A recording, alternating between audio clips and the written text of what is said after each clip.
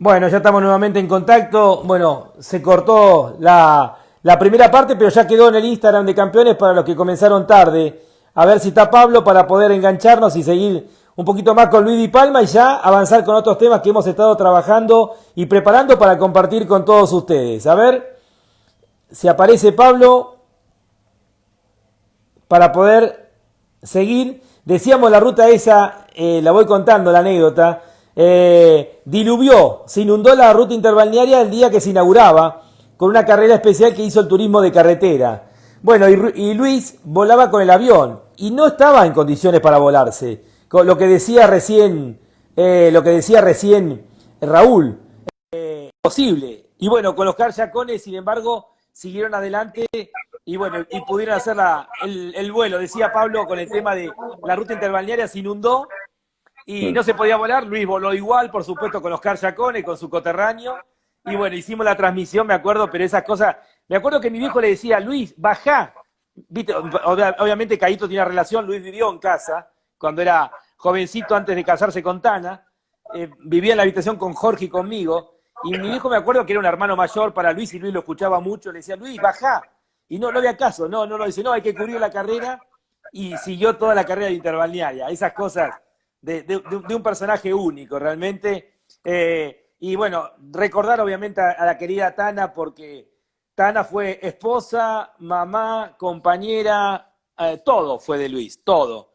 Y bueno, recordar a la Tanita que una gran parte de lo que es Luis, obviamente también tiene que ver con ella, a la cual Luis adoraba, ¿no es cierto? Seguro, seguro, un cariño, un beso a Tana. Y la última En me queda el este recuerdo de día. los partidos de Chinchón. Luis le encantaba el Chinchón Oh, y jugábamos mucho al Chinchón, muchos jugábamos con él. Me esperaba después que terminaba todo y nos jugábamos los partidos de Chinchón. Y Marquitos, que era chico, trabajaba en la relación de caja del Renault 18. Entonces le preguntaba, ¿qué relación le pondrías? Y Luis lo dejaba pensar a él. Le decía, ¿vos qué relación le pondrías vos? Y era una forma de que Marcos aprendiera con sus 14, 15 años de mecánica, que era lo que siempre trató de inculcarle. Y lo que los chicos todos tienen, la cultura del trabajo, del respeto realmente y saber de mecánica, ¿no? era un clásico que cuando íbamos a grabar alguna nota, al micro de Luis lo encontraba jugando a las cartas. Sí, Eso es. sí, sí, le encantaba. ¿Algo más de Luis, Pablo, o seguimos con los otros temas que teníamos? No, como vos quieras. De Luis, como decíamos al principio, podemos hablar todo el día, pero Tenemos para hablar de si todo. querés, sí. Bueno, a ver, Pablo, te doy para elegirlo vos el tema. A ver, estuvimos A ver. trabajando. Eusebio Marcilla, el último título de Schumacher, los mejores pilotos de Fórmula Uno que no salieron, no, los mejores pilotos de Fórmula Uno que no salieron campeones, el Campeones, gran, claro. premio, el Gran Premio de TC de 1949, los grandes pilotos que no pudieron ganar Le Mans, Santa Teresita 1997, la última carrera del TC en ruta, la carta de Jochen Rindt a Chapman tras el accidente de Montjuic, y el Gran Premio de Gran Bretaña de 1954. Yo te tiro, Pablo, a vos. A ver, esto te lo quiero escuchar yo a vos, ya que estamos justo cumpliendo también 50 años de la muerte de Jochen Rindt, que estuvimos viendo unos documentales impresionantes Sí, que me mandaste vos. Me gustaría que te refirieras a esa carta de Jochen Rindt a Chapman tras el accidente de sí. Montjuic, y ya que tiramos los temas, que la gente elija uno para después, ¿te parece? Dale, espera que, porque A- esa la tengo que leer, Lonchi. Bueno, dale, yo, a ver, La yo carta, repaso para que la la gente carta de Rin. elija. Sí, A ver, para después charlar, de Eusebio Marcilla, el último título de Schumacher, los mejores pilotos de Fórmula Uno que no salieron campeones, el Gran Premio de Turismo de Carretera de 1949, que fue la carrera más larga de la historia en la Argentina, los grandes pilotos que no pudieron ganar las 24 horas de Le Mans, Santa Teresita 1997, la última carrera del TC en ruta, y el Gran Premio de Gran Bretaña de 1954. Pero bueno, te escucho con la carta de Jochen Rindt porque justo se cumplieron ahora en septiembre sí, 50 años de la muerte de alguien que tenía un futuro inmenso y que lamentablemente perdió la vida y es el único campeón post-mortem que tiene la historia de la Fórmula Uno y se mató en el momento más peligroso de la Fórmula Uno, ¿no? sí.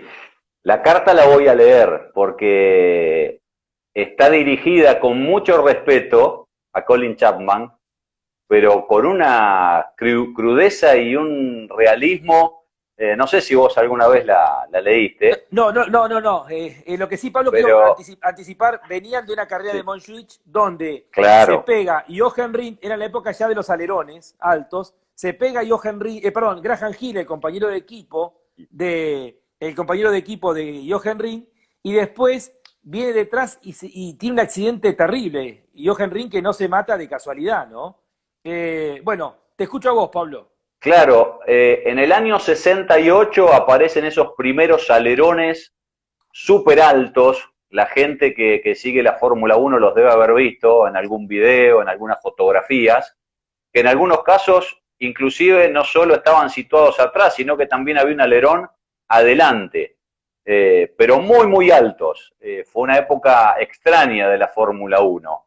Y en el 69 los empezaron, eran feos, sí, los empezaron a utilizar hasta que pasó esto que vos describís en Montjuic, que era un circuito callejero, allí en la montaña de Montjuic, en Barcelona, un circuito parque. Hermoso escenario. Y muy peligroso, se corrió 4 veces solamente ahí. Esta era la segunda ocasión en el 69. Y bueno, claro, flexionaban. Chapman trabajaba, era un genio en su inventiva, pero trabajaba, viste, al límite de los materiales, por el peso. Y entonces sus autos, y hay miles de situaciones que se han dado, eran frágiles y obviamente eran peligrosos, porque a vos se te rompió una suspensión, se te rompió un alerón y te pegabas una piña impresionante. ¿Qué fue lo que le pasó a Rindt ese día? Primero le pasa a Damon Hill, a Graham Hill, su compañero de equipo, y pocas vueltas más tarde a él. Y entonces él, que se salva de casualidad la sacó súper barata, internado todavía en la semana. Mirá lo que le escribe Lonchi. Dice: querido Colin, acabo de regresar a Ginebra y voy a tener una segunda opinión sobre el estado de mi cabeza mañana. Se fracturó el tabique nasal y tenía golpes, pero nunca perdió el conocimiento. Personalmente me siento muy débil y enfermo. Todavía tengo que acostarme durante la mayor parte del día. Estaba con mareos. Después de ver al nuevo doctor y escuchar su opinión, podemos tomar una decisión final sobre Mónaco e Indy, porque venía Mónaco e Indianápolis, que iba a ir a correr Rindt, y después obviamente estuvo ausente en estas 2 carreras. Me hice con esta increíble imagen que explica casi el accidente. Le habla de una fotografía que es la única que aparece, que él está volando en el preciso momento en que impacta contra el wall-ride. No sabía que había volado tan alto, le dice. Robin Herd aparentemente vio el ala irse, como que vio desprenderse el alerón, pero no pudo ver el accidente porque ocurrió ya saliendo de la curva. Ahora vayamos a la cuestión, Colin. He estado corriendo Fórmula 1 durante 5 años y he cometido un error: embestir a Chris Amon en Clermont-Ferrand. Y tuve un accidente en Zandvoort debido a un fallo en la selección de una marcha. Por lo demás, me las arreglé siempre para no meterme en problemas. Esta situación cambió rápidamente desde que me uní a su equipo, le dice. Levin, Eiffel Race Fórmula 2 y los brazos oscilantes. Y ahora Barcelona, o sea, le habla casi culpándolo de 3 accidentes. Honestamente, tus coches son tan rápidos que todavía seríamos competitivos con unas libras de más que se utilizasen para hacer la parte más débil más fuerte.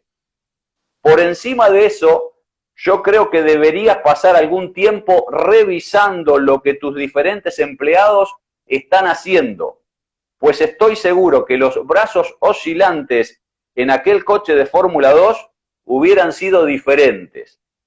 Por favor, da a mis sugerencias algún pensamiento, como que lo piense, ¿no? Que lo medite esto que él le está diciendo. Pues solo puedo conducir un coche en el que tenga un poco de confianza. Y siento que el punto de no confianza está bastante cerca. Un cordial saludo. Fíjate vos lo que le escribe a Chapman. La dureza, ¿no? La dureza, la franqueza también de decirle cómo se siente esa falta de confianza con sus autos, porque te podías dar un piñón, cosa que le acababa de pasar. Y después, un año y poquito más tarde, Lonchi se termina matando por un fallo también en Monza, Jochen Rindt, Claro. con un Lotus de Chapman. Estamos hablando un año después del accidente de Jim Clark, que también le costó la vida. Del mismísimo Jim Clark, que era Claro. el referente absoluto del momento, ¿no es cierto? Y al año, Jochen Rindt le alerta de lo que estaba pasando, ¿no? Y que venía de varios accidentes y que después le termina costando la vida por la rotura de un brazo de suspensión, según decía Denny Hulme, que venía detrás, que le pasó antes de tomar la parabólica. Es muy impactante lo que él le plantea, algo que siempre se dijo de Chapman, ¿no? De ese genio, de ese enorme creador, pero que estaba siempre muy al límite con sus autos. Y le dice, ¿viste? Hacé más fuertes las piezas, porque aunque tengamos algunos kilos de más, somos tan competitivos que igual alcanza para ganar. Sí. Por eso, la magnitud, Pablo, de esos pilotos y esa época es difícil dimensionarlo desde acá, donde la seguridad, bueno, más allá obviamente del accidente de este chico en Japón, Jules Bianchi, pero no hemos tenido, digamos, desde la muerte de Senna no ha habido muertes de pilotos referentes, absolutos, dominadores de la categoría, y lo que era en aquella época, bueno, en los 70, en 68 se mata Jim Clark, en el 70 se mata Bruce McLaren probando, en el 70 también se mata Jochen Rindt, es decir, se mata en el 72 François Sebert. Yo digo que fueron los años más peligrosos y a pesar de ello los pilotos, digamos, si bien hacían este tipo de quejas con respeto, pero después recién a partir de Jackie Stewart y de su movida y después de Emerson Fittipaldi, comenzaron a exigirse mucho más medidas de seguridad, ¿no? Exacto, sí.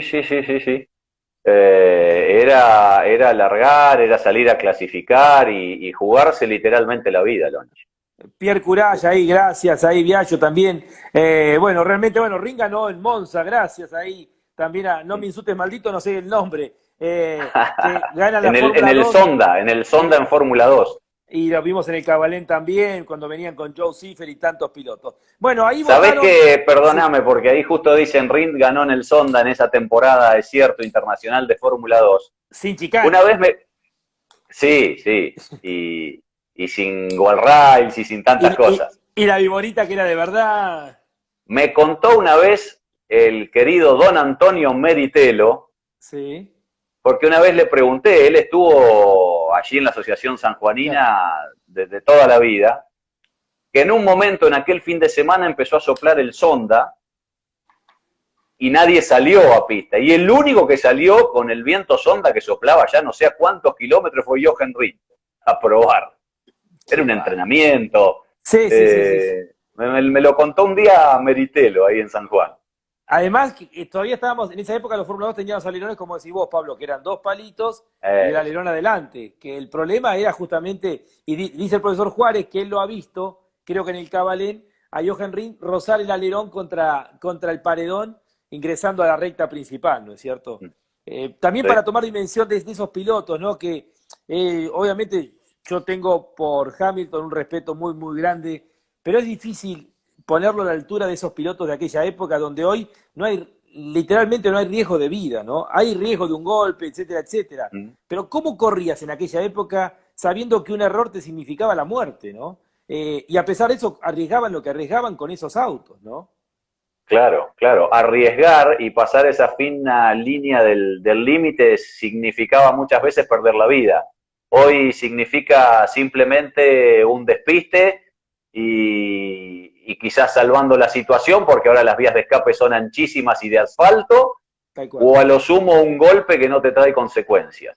O sea, es muy, muy diferente, y por eso alguna vez cuando llegó a los 5 títulos mundiales Michael Schumacher, que se lo preguntaron en una conferencia de prensa de esta situación que empataba a Fangio, casi que no dejó terminar la pregunta, y dijo, no hay punto de comparación. Sí, No hay punto de comparación. Schumacher, sí, sí. Bueno, está la anécdota famosa y ya después nos vamos, si querés agregar algo más, cuando se cumple, no me acuerdo si fueron años de Ferrari, que estaba el Pepe Froilán, estaba su Ferrari con la que había ganado en el Sí. 51, 52, ¿cuánto ganó Pepe? 51. 51 y 54 ganó. Claro, la Ferrari del 51 y al lado estaba la Ferrari de Schumacher en el momento de dominio, ¿no? Entonces van a ver la Ferrari de Pepe Froilán y Schumacher, traductor de por medio, esto contado por Pepe, ¿no? Le dice, yo no podría haber manejado nunca estos autos porque yo no hubiese tenido el valor que tenían ustedes para manejar con medio cuerpo afuera, ¿no? Entonces después van a ver el auto de Schumacher y Schumacher le muestra el auto a Pepe. Y con esa simpleza que tenía Froilán, dicho por Froilán tal cual, dice, pibe, decía, pibe, yo tampoco hubiese podido manejar este auto porque no entiendo computación, le dice. Un fenómeno, Pepe. Pero estaba graficando tal cual, digamos, hoy, digamos, Sí. son literalmente pilotos de casa de otra época, ¿no? Los corredores. Pablo, ¿algo más Sí. dijo Henry?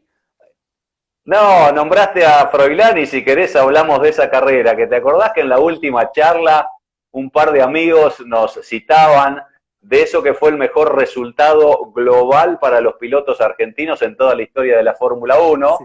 El que 54 tiene que ver fue justamente... el año de Argentina, fue el año de Argentina. En la Fórmula 1 y en todo, porque también se dio Le Mans. O sea que fue el año completo de Argentina. Exacto. No, y lo nombraste a Pepe y me vino rápidamente esa carrera que gana en Silverstone en el 54, que es su segundo y último triunfo. Ganó las 2 veces con Ferrari y las 2 veces en Silverstone, Pepe. En el 51 y en el 54. Pero esa de 1954, el Gran Premio de Inglaterra, que era la quinta fecha de 9 en la temporada, en el mes de julio, tuvo la particularidad que 4 argentinos se ubicaron entre los 6 primeros. O sea, una locura visto hoy. Hablamos de Gran Premio del 55, lo que fue, y esto lo del 54. Contame cómo fue, Pablo, a ver. Bueno, la pole la hace Fangio, que corría para Mercedes, ¿sí? Con las flechas de plata. Correcto. La primera fila la comparte con Froilán, que fue segundo en clasificación, con Ferrari, con Mike Hawthorne con Ferrari y con Stirling Moss, que corría con Maserati ese año. En la segunda línea largaban Vera con Gordini, Klein con Mercedes y Salvadori, el italiano, con Maserati. 33 participantes hubo, Lonchi, 7 marcas diferentes. Estamos hablando que 4 argentinos llegaron entre los 6 primeros, pero largaron 33 tipos, o sea, y 7 marcas. Pablo, 9 años después que terminó la Segunda Guerra Mundial, también para ubicarnos en tiempo y forma económicamente, ¿no? Exacto. La pole de Fangio es a 161 de promedio.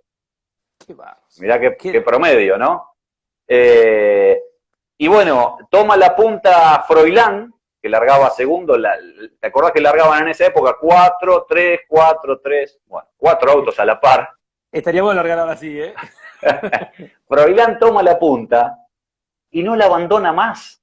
Gana en casi 3 horas de carrera, 2 horas 57, 3 horas puntero, Lonchi, una cosa contra los Mercedes de aquella época. Contra los Mercedes, que en esa carrera no estuvieron tan fuertes, tuvo algún problema Fangio con la caja, y es más, hasta ese momento, los Mercedes que habían aparecido ese año, era el modelo carenado. ¿Te acordás que parecía más un auto de sport que un auto de Fórmula 1? Que llamaba la atención que se lo permitieran, ¿no? Y Fangio, después empiezan a convivir 2 versiones dependiendo de los circuitos. Después de esa carrera de Inglaterra en el 54, Fangio le pide a Neubauer que él quería tener las gomas libres. Quería verlas. Cuando quería verlas, porque yo no sé, seguramente por alguna referencia en el momento de doblar y qué sé yo, prefería él ver las ruedas, ver las gomas y no tenerlas tapadas. Bueno, Fangio termina cuarto esa carrera. Fueron 90 vueltas, te repito, 2 horas 57. Froilán gana de punta a punta a un promedio de 145 kilómetros por hora. Hawthorne termina segundo con otra Ferrari a 1 minuto 10. Y tercero, 1 minuto 10. Y tercero termina Marimón, ¿sí? Onofre Marimón, que Pinocho, que lamentablemente pocos días después se mata ese año 54 en un entrenamiento en Nürburgring. Exactamente.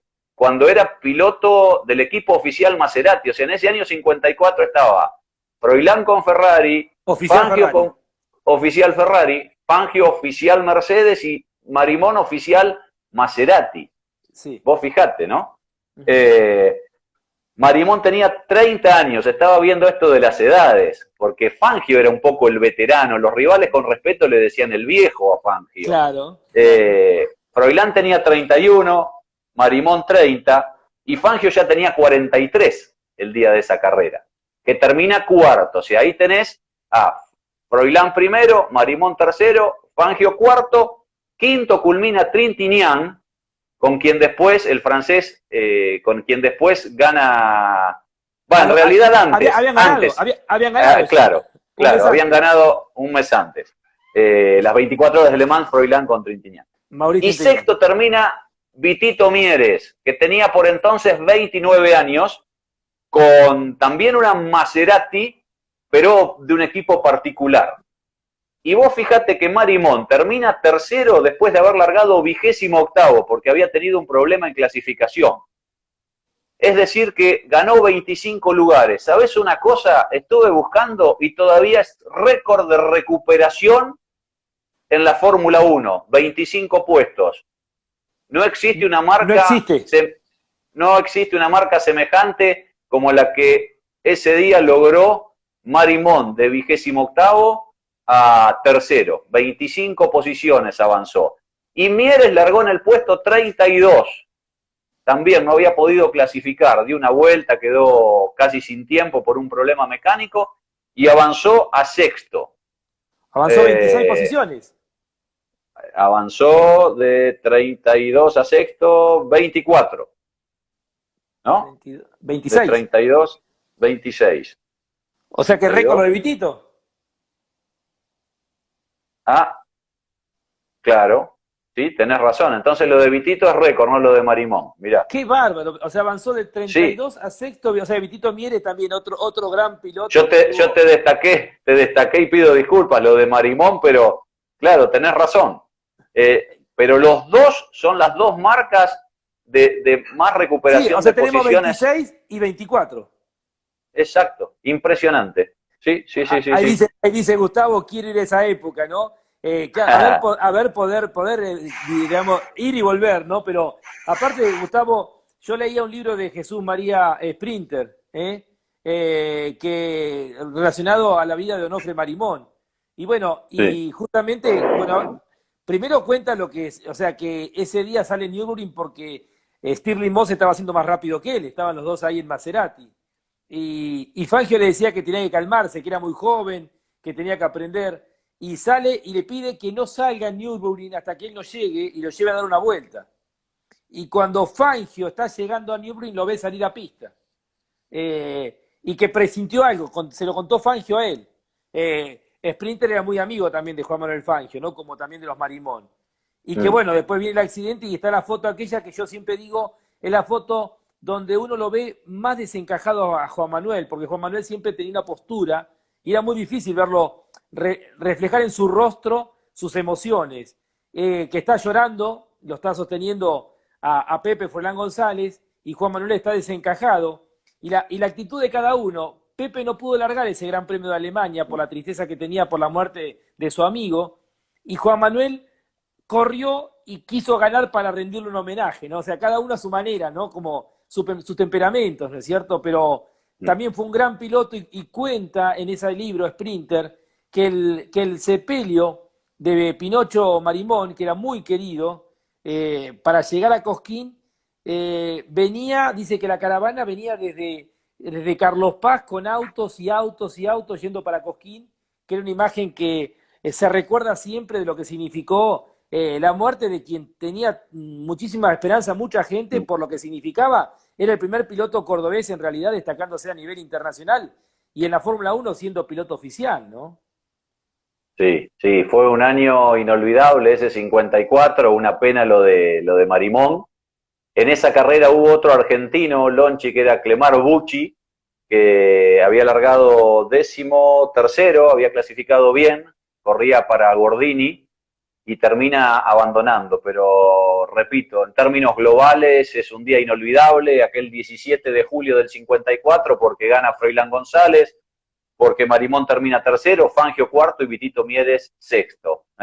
4 entre los 6 primeros. Ahora, aparte vos fíjate lo siguiente, Pablo, estás hablando del 17 de julio del 54. Sí. Froilán había ganado el 20 y pico de junio las 24 horas de Le Mans. A los 20 días está ganando el Gran Premio de Gran Bretaña. Y después ¿Sí? les pasa a los 15 días que se mata Pinocho Marimón. Claro. Y Marimón, vos sabés que había ganado un par de meses antes una carrera en Roma, sin puntos, pero donde habían corrido muchos pilotos destacados de la Fórmula 1, no Fangio, no Froilán, pero sí muchas otras figuras, y venía de ganar ahí antes de esta actuación en Inglaterra, ¿no? O sea, se iba abriendo camino también. Roberto Caroso en alguna nota que escribió para la revista Campeones decía que había una conexión especial, una energía especial, que sacaba lo mejor de Froilán cuando corría en Inglaterra, ¿no? Porque también tiene otra victoria más sin puntos. Como que siempre en Inglaterra el Toro de las Pampas tenía una energía especial, ¿no? Y bueno, el recuerdo para el querido Pepe y el recuerdo también, obviamente, para Vitito Mieres, con lo que estamos diciendo, que tiene un récord histórico de 26 posiciones ganadas en ese Gran Premio. Y con una Maserati, con una Maserati obsoleta, porque no era, claro, no era la Maserati del equipo oficial, viste, eran particulares. Vos pensás que si largaban 30 y pico de autos, había muchos modelos que probablemente ya eran viejos, que no tenían el desarrollo de los equipos oficiales, seguramente. Fue un año fantástico porque, bueno, esto lo hemos charlado, mucha gente lo sabe. Termina siendo campeón Fangio y subcampeón del mundo Froilán González, uno con Mercedes y el otro con Ferrari, nada menos, ¿no? Qué lujo, ¿no? Un lujo. Aparte, dos consagrados te digo, y dos promesas venían, ¿no? Porque tanto Pinocho como Vitito eran dos promesas, porque eran jóvenes ahí en Inglaterra. Exacto. Eran más generacionales de Froilán que de Fangio, ¿no? Froilán tenía 11 años menos que Fangio. Fangio era de 1911, Pepe era del año 22, o sea, se llevaban 11 años. Viste, o sea, que Pepe le decía, cariñosamente le decía mi padrino, ¿te acordás? Mi padrino, y tenía, o sea, 32 años tenía Pepe cuando ganó ahí en esta carrera que estás mencionando. 31 no había cumplido, él es de octubre, claro, era de octubre, Pepe, sí, no había cumplido, 31 tenía. Y vos sabés que entre los dos, ese año, ganan 6 Fangio, una Pepe, o sea, ganan 7 carreras de 9.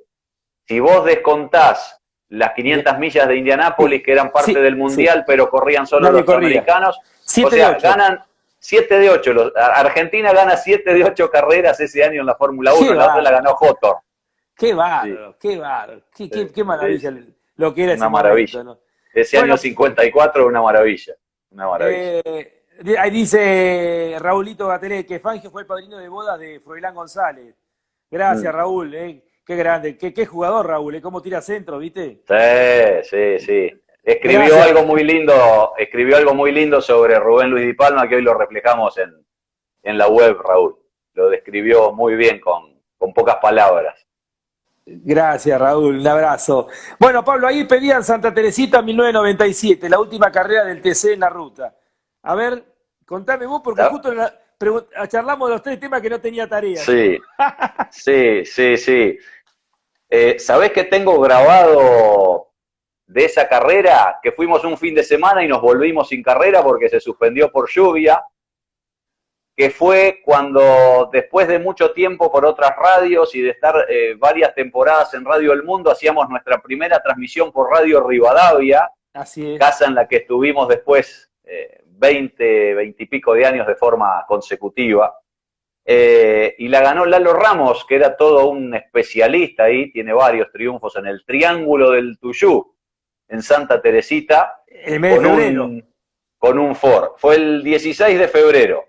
Santa Teresita tenía 9,5 kilómetros y esa carrera, como la del año anterior, ya se había corrido con neumáticos slick. Se usaban porque ya no había más carreras de ruta. Las últimas carreras de ruta habían sido muy poquitas en el 94 y en el 95, utilizando Santa Teresita y Bolívar. Se empezó a correr mucho en autódromos, en bases aéreas. ¿Te acordás la alternativa de las bases aéreas de los circuitos? Sí, Punta Indio, Morón, Punta Indio, Punta Indio, alguna vez Punta Alta también. Punta Alta. Bueno, y los 2 últimos años del TC en la ruta fueron solo una carrera por año.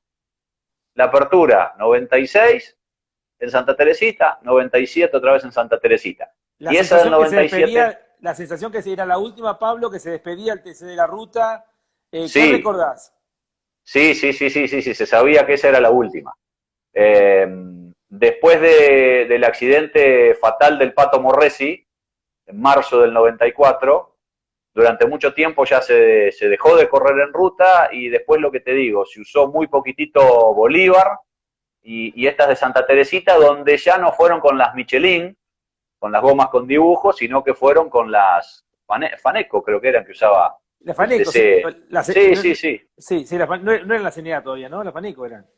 Me parece que era Faneco, creo, esto te lo digo de memoria. Y en esa carrera fue segundo el Gurí Martínez y tercero el Flaco Traverso, que te acordás, a mitad del 94 apareció con aquel super equipo, y bueno, y después terminó ganando varios títulos a fines de los 90 en el TC, primero con Chevrolet y después el último en el 99 con Ford. Ahí me acordé algo vinculado a Luis. Bueno, después el autódromo que se hizo ahí en Mar de Ajó, se llamaba Rubén Luis Di Palma, o se llama, todavía está, digamos, ¿no? Sí. Y le pusieron a la recta principal de Rafaela el nombre de Rubén Luis Di Palma también. Son dos cosas vinculadas a Luis que me había quedado, y que ahora que dijiste que estábamos ahí, escribió Gustavo, hasta que hizo el autódromo de Mar de Ajó, bueno, vinculadas a Luis, ¿no es cierto? Para la gente, nosotros a veces damos temas por sentados, pero para la gente que no conoció aquello, le decimos que el circuito era un tramo de la ruta interbalnearia de la 11. Qué loco pensar eso, ¿no? Claro, era una especie de triángulo, y después tenía una curva de 90 grados, que era como un callejón que habían asfaltado ese tramo, y después hicieron, para hacer ese trazado rutero, un tramo más de asfalto que cerraba el triángulo específicamente para hacer un circuito. Así se empezó a correr en Santa Teresita, que tuvo 17 ediciones la carrera en Santa Teresita. El que era un especialista ahí, que ganó un montón de carreras, era el Pincho Castellano, Fabián Acuña también, Mouras. Se daba justo un compañero Roberto normalmente ese fin de semana. Claro. Mouras también ganó varias ahí, Castellano, Fabián Acuña, Ramos. Sí. Bueno, Acuña y Ramos oportunamente con autos que había manejado antes el Pincho. El Pincho. Eran clientes casi habituales. Cuando el Pincho dejaba un auto, pasaban a manos ¿Y tenés principalmente de Lalo Ramos. ¿Algún recuerdo personal, Pablo, de ese fin de semana? Sí, de un puesto de transmisión. ¿Te acordás que hacíamos los puestos de transmisión cuando se iniciaban poco antes de las series? Íbamos ahí, ya te situabas generalmente en alguna curva o en alguna chicana. En la ruta interbalnearia las chicanas se hacían cambiando de mano, que ahí se había pegado muy muy fuerte el Pupi Angeletti, algunos años antes. Ahí hubo varios accidentes. Recuerdo uno de Aurelio Martínez también unos años antes, que no lastimó a nadie de casualidad, porque el auto voló tan alto que cayó atrás de donde estaba la gente. Vos fijate. Qué locura. Una locura. Ahí dice Cristian, me llevó mi padre. Y eso te digo más, Lonchi, una locura, hoy lo pienso, pero era de los circuitos de ruta más seguros. Claro, porque Santa Teresita era seguro, era como era seguro. Por eso se iba a correr ahí. Aparte iba mucha gente que no era del automovilismo, que aprovechaba que estaban ahí y se ubicaban mal. Me acuerdo, eran demoras de las carreras. Nos decía Cristian, yo fui a esa carrera, me llevó mi padre, qué lindo recuerdo. Sí, son esos recuerdos. ¿Sabés quién venía ganando esa carrera? Tito Retavizcaya. Ajá. Tito era un animal en la ruta, era todo a fondo. Sí, no recuerdo qué problema tuvo, pero abandonó yendo en punta, Tito. Tito abandonó yendo. Tito iba a fondo toda la carrera. Ahí dice, Gustavo en el 90 fue el accidente de Angeletti y había una curva del autocine, sí. La curva del autocine claro. había que estaba ahí la de 90 grados, que estaba cuando dejaban la interbalnearia, doblaban 90 grados. Y esa era la curva del autocine. Hacia el lado de la valle sería, no hacia el lado del mar, o sea, para el otro lado. Para el otro lado, a la izquierda. Sí. Bueno, y Pablo, la cabina de transmisión estaba en la interbalnearia, que era donde estaba la línea de largada y llegada, cuando venían de una recta oblicua sería, y era una especie de horquilla que doblaban ahí, bueno, hacia adelante donde... Ahora que me acuerdo, los veíamos venir y ahí se iba Rodolfo Carlino con la cámara de campeones a filmar porque se ponían de costado. Los veíamos venir, me acuerdo cuando entraba en la recta, ahí tener razón. Exacto. Ahora que lo dijiste, se me vino la imagen. Santa Teresita tenía una particularidad, y vos fijate lo que debe haber llovido el fin de semana ese anterior, que la carrera se suspende y tuvimos que volver, porque con una lluviecita normal se corría igual porque era todo arenoso y las banquinas secaban muy rápido, pero bueno, se suspendió la carrera. Sí, muchos recuerdos. ¿Y sabés quién hizo en nuestra transmisión radial el avión? Pues esa fue la última carrera en ruta del TC, y el avión de campeones ese día lo hizo el Mono Gagliardi, que ya hacía varios años no estaba más encarburando. Tenés razón, cierto. Y fue el Mono Gagliardi que fue su despedida del avión, la hizo en campeones, esa carrera.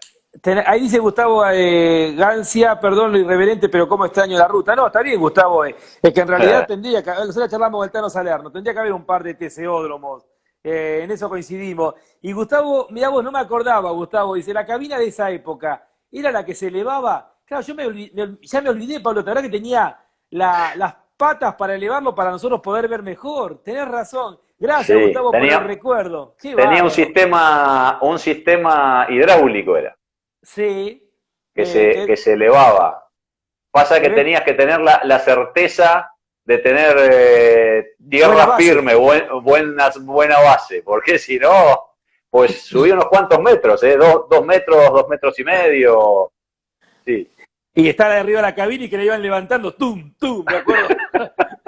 No, las cosas que hemos hecho también nosotros, por eso a veces uno se agarra, viste, en el Twitter y si supieran. Y en los puestos de ruta, aún en esa época que fue la última en un semipermanente, pero hace 20 y pico de años, las comunicaciones no eran las de ahora. Y yo me acuerdo que, y el retorno, yo me acuerdo que teníamos muchos momentos de silencio, que era cuando salía a Buenos Aires o cuando salía una segunda conexión. En los puestos no escuchabas. Solo escuchábamos por la ruta, solo escuchábamos lo que se generaba ahí mismo. Entonces tenías que estar atento a cuando entraba tu papá o el avión, que eran los que nos daban paso a los puestos móviles, ¿no? Sí. Ahí dice Gustavo que claro, que Roberto ganó en el 92, el 16 de febrero, que era su cumpleaños, y fue el año que falleció Roberto. Sí, yo me acordaba que había ganado el día de su cumpleaños. Sí. Bueno, Pablo, a ver, elegí vos el próximo tema. Eusebio Marcilla, el último título de Schumacher, los mejores pilotos de Fórmula 1 que no salieron campeones, el Gran Premio de Turismo de Carretera de 1949 o los grandes pilotos que no pudieron ganar en Le Mans. ¿Cuál querés? ¿Querés el de los pilotos que no fueron campeones en la Fórmula 1? Te dijeron no, 0-0. 0-0, van 10 minutos. Están clasificados igual, así que... pero hay que clasificar primero, Bueno, ¿cuál elegiste, Pablo? Y en vamos a debatir un poquito los pilotos que no fueron campeones en Fórmula 1 y lo merecieron. Yo me hice una lista, un top 15 me hice. Top 15, no, yo con argumentos, en mi lista hay más campeones que no lo merecieron. Sí. Que algunos que se quedaron sin la corona. Sí. El número 1 para mí hay que Rosberg, el número 1. El número 1. Está buena esa. La voy a hacer, vamos a hacerla también otro día. Los que no quisieron ser campeones. Esa es la lista antipática. Dale, esa la vamos a hacer para la próxima, Pablo. Ahí Leonardo había pedido esto, así que Leonardo te cumplimos porque vos habías pedido esto. A ver, que quiero escuchar tu radio. El primero, el gran campeón sin corona es Stirling Moss, eso no queda duda, Lonchi. Sin duda. Subió al podio el 36% de las veces que largó una carrera de Fórmula 1, ganó el 25% de las carreras que disputó, 16 triunfos, o sea, cuando vos mirás la estadística de los más ganadores en la historia de la Fórmula 1, el primer no campeón que aparece es él. Claro. Y durante mucho tiempo, cuando estaba Stewart, tenía 27, 25 Clark, 24 Fangio, y después venía 16 Stirling Moss. Yo me acuerdo que eso de memoria era 27 Stewart, 25 Clark, 24 Fangio, y cuarto venía Stirling Moss con 16. Con 16. Lo que pasa que esas estadísticas es una lástima que después es como que quedaron... Se desvirtúan. Desvirtuadas por la cantidad de carreras, ¿no? Que hoy en día hay. Sí.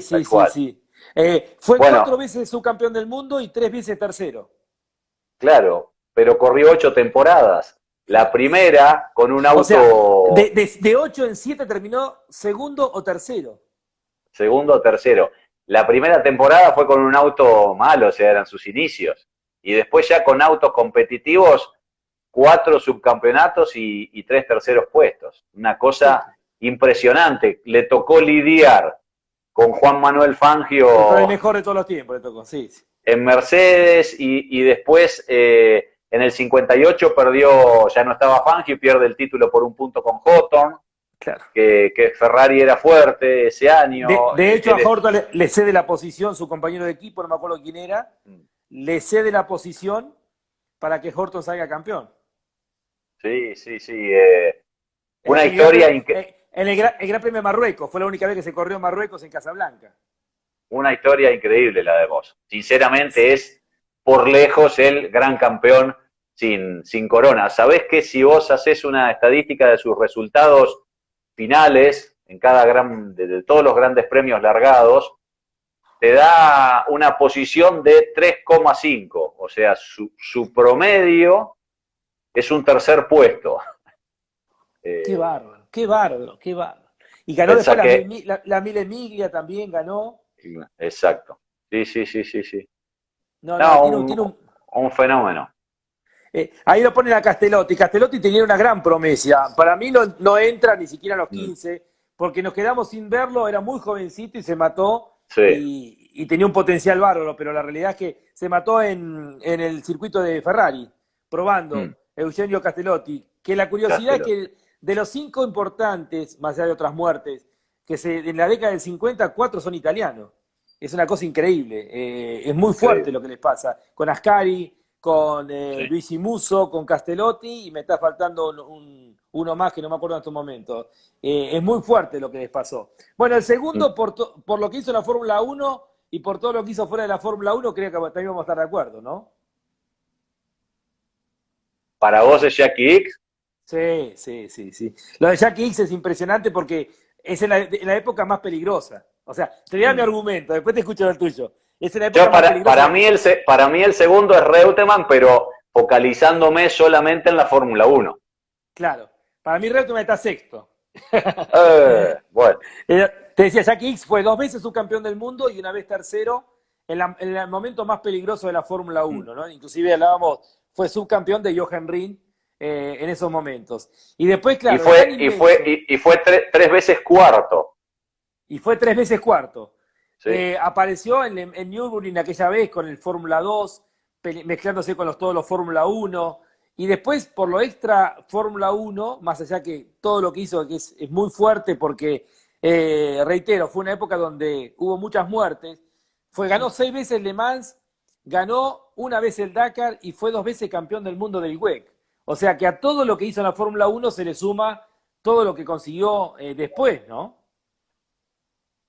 Sí, nada, lo de Jackie Ickx es indiscutible, sin dudas, pero está bien. Yo me focalicé en lo que fue la campaña de cada uno de estos personajes en la Fórmula 1. Pero fue más veces subcampeón que el Lole. Sí, sí, está bien, Te hago de abogado del diablo. No, yo después te voy a dar los números del Lole y son a todas luces extraordinarios. Bueno, A todas dale, luces extraordinarios. vamos con el Lole, vamos con el Lole. Mirá, Ahí dice para Leonardo, Jack Hicks, perdón. Fue tercero, gracias, Leonardo, con un Fórmula 2 en el Nürburgring de verdad, ¿no? Fue tercero sí, en una clasificación. Ganó los 1000 kilómetros de Spa bajo un diluvio. Bueno, tiene muchos, pero claro. A ver, te escucho por el Lole, vamos, Pablo. bueno, el Lole yo te voy a decir, mirá, porque lo tengo anotado, porque algunas Sí, cosas me acuerdo, pero cuando hablas de estadísticas hay que ser preciso. sí.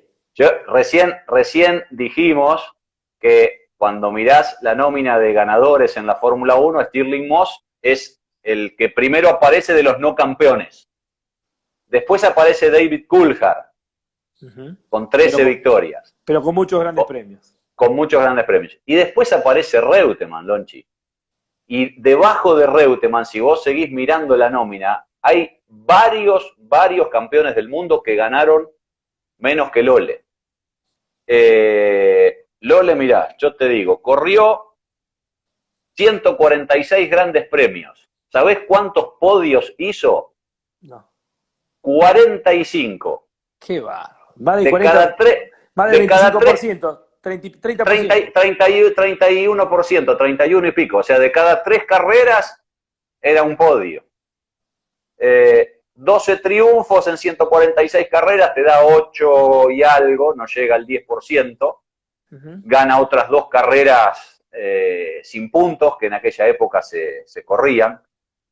La posición media de carrera, el promedio de su posición, es un 5.º puesto. Viste que yo te destacaba recién lo de Stirling Moss, que daba 3,5. Reutemann te da 5.º. Es fenomenal eso. Ahí apareció otro hincha de Lole, Claudio Vázquez, que seguro que está de acuerdo con vos. Salvo el año del debut y salvo ese paupérrimo 1976, con ese auto Brabham al que le pusieron un motor V12 Alfa Romeo y era pesado, y bueno, fue un año que mejor olvidarlo. Bueno, salvo ese torneo y el del año debut, siempre terminó entre los 6-7 mejores todos los campeonatos. Fue cuarto en el torneo del 77, tercero 3 veces, en el 75, en el 78 y en el 80. Y en el 81 subcampeón, que pierde por un punto después de haber liderado desde la primera hasta la última carrera el campeonato. Una cosa... Lo pierde en la última. Increíble. Increíble. En realidad no, porque la primera sale acá segundo en Argentina. Y después le va bien en Brasil. Claro, salvo la primera carrera, la última... Sí, toma, es verdad, en la segunda fecha toma la punta. Sí, y hasta el final... Pero no le contaron los puntos de Sudáfrica. Claro. Que se resolvió en el escritorio 30, 40 días después de la carrera, Sudáfrica. Sí. Porque, bueno, Ferrari hizo valer, obviamente, lo que son ellos, y los equipos franceses, que tampoco, te acordás, no fueron a correr esa carrera por aquel famoso conflicto FOCA, que eran los ingleses que nucleaba Eccleston. Los ingleses con Balestre, bueno. Los equipos oficiales. Y yo te digo más, en el año 74 Reutemann tranquilamente pudo haber sido campeón del mundo, porque a veces uno habla de el 81. Claro, 4 victorias. Sí, 3 triunfos, 3 victorias. Claro, Sudáfrica, Austria y Estados Unidos, igual que inglés. La misma cantidad que Emerson Fittipaldi, que fue el campeón. Sí. Terminó a solo 23 puntos de Fittipaldi Reutemann. ¿Y sabés en cuántas carreras abandonó de 15 que tenía la temporada? No. En 10 carreras, Lonchi. El auto se rompía. Se rompía. Con un auto un poquitito más confiable, los 9 puntos que se escapan en Argentina, un montón de otras circunstancias de podio, era candidatazo. El auto ese era un auto bárbaro, pero que pecaba de confiabilidad. Claro. Ese año fue notable. Su tercer año en Fórmula 1. Su segundo año en Fórmula 1. Exacto. El tercero hizo 72. 72, sí, que hizo algunas carreras nomás. Pero aparte, y después Pablo, el año de 78 con la Ferrari, que consigue 4 victorias también. se cruza ese con fue el un año, Lotus, se cruza con el sí, Lotus, y después Lole que se retira antes de tiempo, ¿no? Que siempre, digamos, uno, ese año era para ganarlo. sí, se retira antes de tiempo, pero también ya era uno de los más veteranos también, Lole, ¿no? No Sí, era, sí, sí. Pero como se dio el año después, él arrancó entre comillas grande en la Fórmula 1, claro, claro, sí, sí, con 30, 29, con 30 años prácticamente. sí. Este, Mi pero tercero yo para mí, viste, es tu Reutemann, segundo, es tu segundo. y si no el segundo, el tercero, Lonchi, pero está entre los tres tipos que en la historia de la Fórmula 1 más merecieron el título y no fueron campeones. Sí, Y sí, aparte, en una época donde los autos no se desarrollaban con que la puesta a simulación, con punto, computadoras, los el desarrollaba el piloto, piloto, y los mejores equipos del mundo lo querían tener a Reutemann. Reutemann corrió con todas las mejores escuderías del momento porque lo llamaban, porque lo contrataban. Capaz que alguna situación tuvo que ver con una mala elección de él, ¿no? A veces de no estar en el lugar justo, en el preciso momento del pico de rendimiento de esa escudería, sí. pero la verdad que bueno, para mí Moss, Reutemann, y en eso coincido también con vos, Jackie X, son los tres que pongo por encima del resto en esta situación. Vamos a saludar a Cachito Cao, entre los tantos que están ahí Qué grande, Cacho.